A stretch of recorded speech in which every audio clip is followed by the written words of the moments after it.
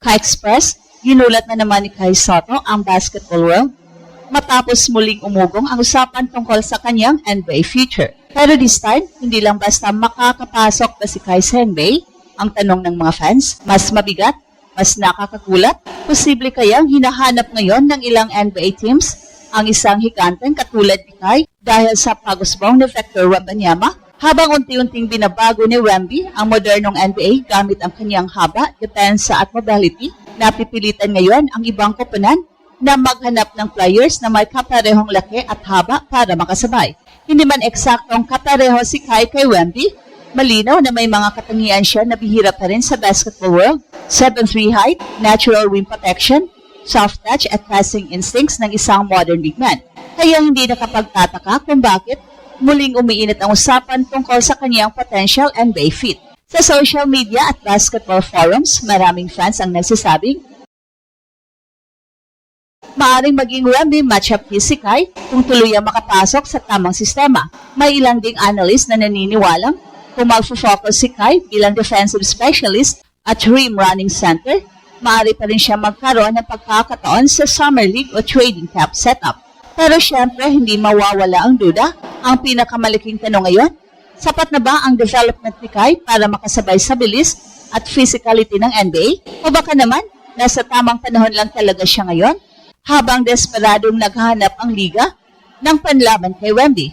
Well, hindi na sikreto na binabago ni Wemby ang direksyon ng NBA sa bawat laro niya, parang pinaalala niya sa buong liga na tapos na ang era ng traditional centers. Ngayon, ang uso na ay mga higanting may mobility, wingspan, shot blocking instincts at kayang maglaro sa open floor. At dahil dito, nagsimula ring mag-adjust ang mga NBA teams.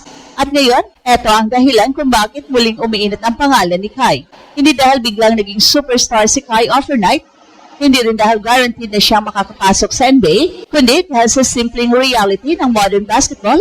Sobrang hirap humanap ng 7-foot plus player na may natural feel sa depensa at kayang gumalaw ng maayos sa perimeter spacing systems. Sa mga nakaraang taon, madalas ikumpara si Kai kina Kristaps Porzingis, Bol at maging kay Wemby dahil sa kanyang body frame at offensive touch. Pero ngayon, mas nagiging malinaw ang posibleng role niya kung sakaling mabigyan siya ng pagkakataon sa NBA. Hindi bilang franchise superstar, hindi bilang pangunahing scorer, hindi bilang isang situational defensive big na pwedeng gamitin laban sa malalaking frontline ng liga. At dito nagiging interesting ang timing. Habang parami ng parami ang mga kupunang naghahanap ng length para labanan ang impact ni Wemby, mas nagiging favorable ang mga players na may natural size advantage.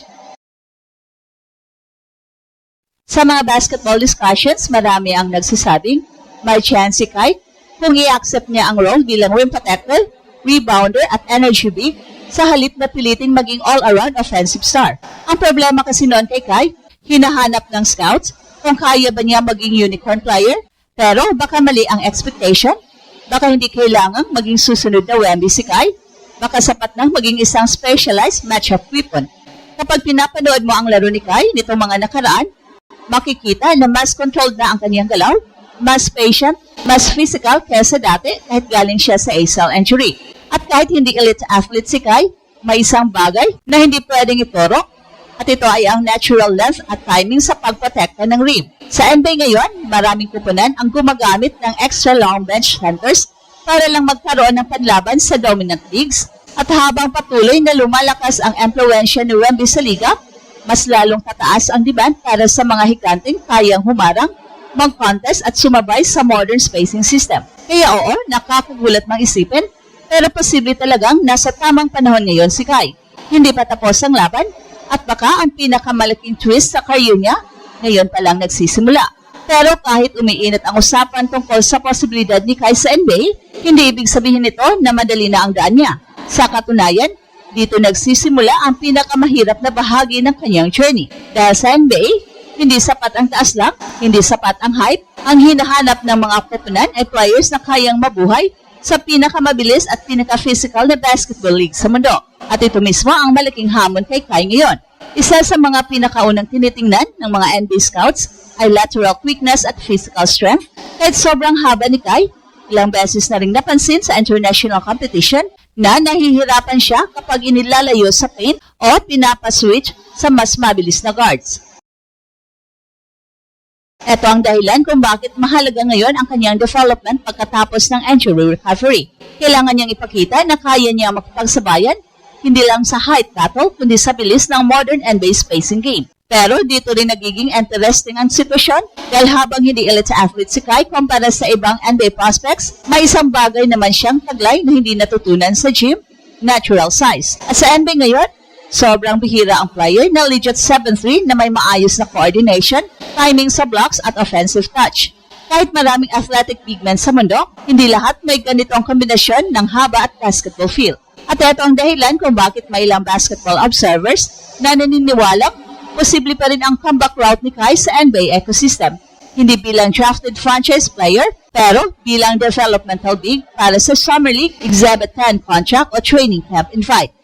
Well, sa totoo lang, maraming NBA careers ang nagsimula sa ganitong setup. Hindi lahat tumaan sa red carpet ng draft night. May ilan na nagsimula bilang unknown bench pieces bago tuluyang magkaroon ng role sa liga. At habang patuloy na naghahanap ang NBA teams ng players na may size para kontrolin ang bagong henerasyon ng giant stars tulad ni Wemby at Chet Holmgren, posibleng magkaroon ng maliit pero mahalagang opening para sa players na tulad ni Kai.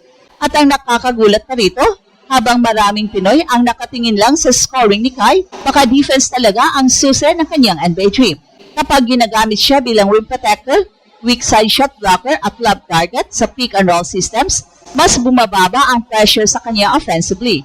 At dito siya pwedeng maging epektibo.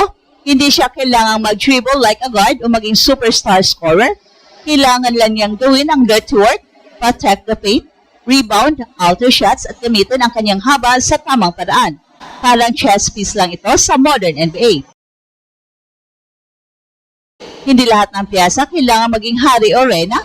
Minsan ang pinaka-importanting role player ay yung may unique skill set na wala sa iba. At habang parami ng parami ang mga kupunang desperadong humanap ng panlaban sa mga higanteng katulad ni Wemby, hindi imposibleng may isang team na sumugal kay Kai bilang low-risk, high-upside project. At kapag mangyari yun, siguradong muling gigising ang buong basketball world dahil ang dating Pinoy prospect lang, baka biglang maging isa sa mga pinaka-importanting matchup experiments ng bagong NBA era. Sa panahon ngayon ng NBA Giants, muling nagiging mahalaga ang haba, rim protection at mobility.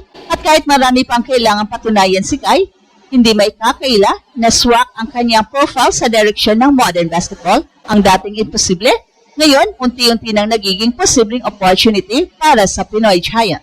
At ito ang Express Info kung saan bawat kwento ginulat ang mundo. Don't forget to like and subscribe.